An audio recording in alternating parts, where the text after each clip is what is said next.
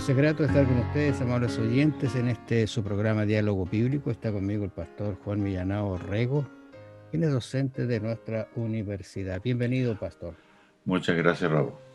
En la conversación que estamos teniendo, vamos analizando, conversando así un poquito lo que podemos en el tiempo del capítulo 6, capítulo realmente maravilloso. Podríamos decir que se sienta aquí en este capítulo la base para el trabajo profético de Isaías. Se lo está colocando, lo está invistiendo, lo está grabando Dios para que salga a trabajar. Interesante ese versículo 12, ¿no es cierto? Sí, es una comisión real, pero para el habilitado. No es que uno postula o uno se siente capaz o lo que sea, no. Es una comisión que Dios da, pero antes de darla lo habilita al instrumento.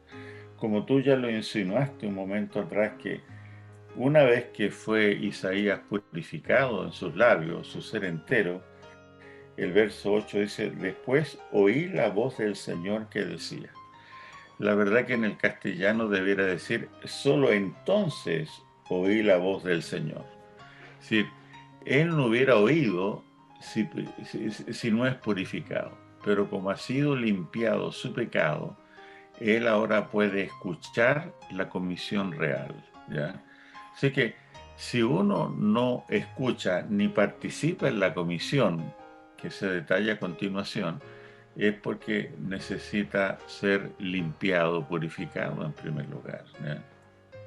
Mira, esta comisión que se le entrega a Isaías es una comisión que va después del perdón, del reconocer la falta, de haber sido limpiado de su pecado, ¿eh? Y a Sí, veces nosotros nos acercamos a Dios un poquito sin buscar el perdón de Dios. sí, Entonces es muy difícil que Dios se pueda comunicar con uno porque hay un pecado que está impidiendo esa linda relación que uno debe tener con Dios. Y no es una cosa que uno puede tener, sino que Dios es el que se la entrega a uno. No sé si a ti te ha pasado que a veces estás en alguna reunión especial y se te conmueve el corazón, te sientes atraído, te sientes humillado, agradecido a Dios por lo que está haciendo. Yo creo que algo así pasó con Isaías cuando, cuando lo lleva, lo impela a ofrecer, a decir, ¿qué voy a hacer ahora? ¿No es cierto? Cuando viene la comisión que se le da al Señor. ha habido hombres famosos que recibieron comisiones que ellos mal entendieron, como Moisés, por ejemplo. Entendió que debía liberar a su pueblo y comenzó matando a un egipcio. No era el plan de Dios, ¿no es cierto? El Señor primero habilita, y a veces la terapia es más o menos radical, humilla al instrumento humano, pero es una humillación que no humilla, es una humillación que levanta, que purifica, que habilita para una tarea que excede cualquier capacidad humana. Por eso que el mismo Pablo tenía conciencia de su pecado, como Isaías lo tiene, pero Pablo también desconfiaba de sus capacidades, ¿ya? Ese es un comentario de la sierva del Señor. Y aquí tenemos la misma situación. Isaías siente su pecaminosidad, clama al Señor, el Señor lo limpia, y ahora dice el verso 8: después o solo entonces oí la voz del Señor que decía: ¿a quién enviaré y quién irá por nosotros? Nota otra vez esa pluralidad. Entonces respondí yo: heme aquí, envíame a mí. ¿Ya? Aquí está la comisión real.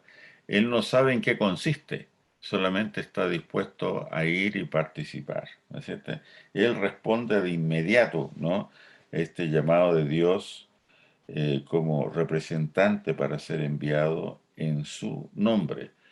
Va en el nombre del Señor con un mensaje del Señor. Interesante esa expresión, después oí la voz del Señor, ¿ah? ¿Después de qué? Eso habría que analizarlo en forma personal para que uno también, después de, pueda escuchar la voz de Dios, Ujú. realmente dándole una comisión. Ahora, esto vuelvo a insistir sobre la idea que al ver la magnificencia, la gloria de Dios, la santidad de Dios, él se ve motivado a ir, a ser enviado. Reconfortado por el perdón divino, Isaías fue movido a ofrecerse, dice una cita, voluntariamente para cumplir la misión a la que Dios le quisiese enviar. Como tú decías, no la comisión que yo quiero, sino la que Sí. Dios. Claro, ni tampoco es un servicio por coerción, ¿no es cierto? Sino que la de Isaías es una reacción agradecida por la gracia recibida, la gracia de la purificación, de la liberación del pecado, ¿no es cierto? Así que siempre ese es el orden. Si hay una iglesia que está inactiva, estéril, que no da frutos, eh, no hay que invitarlo a tomar desayuno en la mañana, eso también puede hacerse, pero lo que esa iglesia necesita es que la iglesia se espiritualice, ¿no es cierto? Que ponga las cosas primeras en primer lugar, el perdón y la gracia del Señor antes de salir a predicar. Hay un texto allí, mira, que quisiera ver si, que me parece interesante en relación a esto que está sucediendo con Isaías. Dice Hebreos 4:14, dice, por tanto, interesante cómo se llama el santuario, por tanto, teniendo un gran sumo sacerdote que traspasó los cielos, Jesús el Hijo de Dios, tengamos nuestra profesión, porque no tenemos un sumo sacerdote que no pueda compadecerse de nuestras debilidades, sino uno que fue tentado en todo según nuestra semejanza, pero sin pecado. ¿Y qué dice el 16? Acerquémonos pues confiadamente al trono de la gracia para alcanzar misericordia y hallar gracias para el oportuno socorro. Esto se asocia mucho, esta visión, con el momento del día el día de la expiación, ¿eh? El día de la Sí, santificación, del acercamiento. Interesante todos estos conceptos que están en el entorno de este llamamiento de Isaías, muy solemne por lo demás. claro que sí. Sí, digamos, tú ves que partimos con incertidumbre por la muerte de Usías, largo reinado próspero con un final triste, eh, el levantamiento de los asirios en contra de Israel y de Judá. Partimos con toda esa incertidumbre e inseguridad. Pero tú acabas de leer un pasaje donde hay realmente, dice, acerquémonos con plena certidumbre, es decir, la certeza, la seguridad viene de Dios y Dios la administra su salvación desde el santuario celestial, desde donde imparte sus bendiciones a su pueblo. En el mismo el libro de Hebreos, quizá uno tomando este contexto ahora, capítulo 10, versículo 19, dice, para que veamos lo hermoso que es el Señor con uno, dice, así que hermanos, después de todo lo que Él ha dicho, ¿no es cierto, hermanos? Teniendo libertad para entrar en el lugar santísimo por la sangre de Jesucristo. ¿Qué pasaba antes? Si uno va al santuario antiguo, ¿quién podía entrar al lugar santísimo? No era el pueblo, ni los sacerdotes, sino el sumo sacerdote. Tenemos libertad para entrar en el lugar santísimo por la sangre de Jesucristo, por el camino nuevo y vivo que Él nos abrió a través del velo, esto es, en su carne, o sea, su sacrificio. Qué interesante eso. Yo creo que está de alguna manera entendiendo este concepto Isaías, por eso que se vio tan lleno del deseo de ir así, Sí, cumplir la misión que Él le estaba o le iba a entregar. llega el momento que lo invisible debe hacerse visible, ¿no?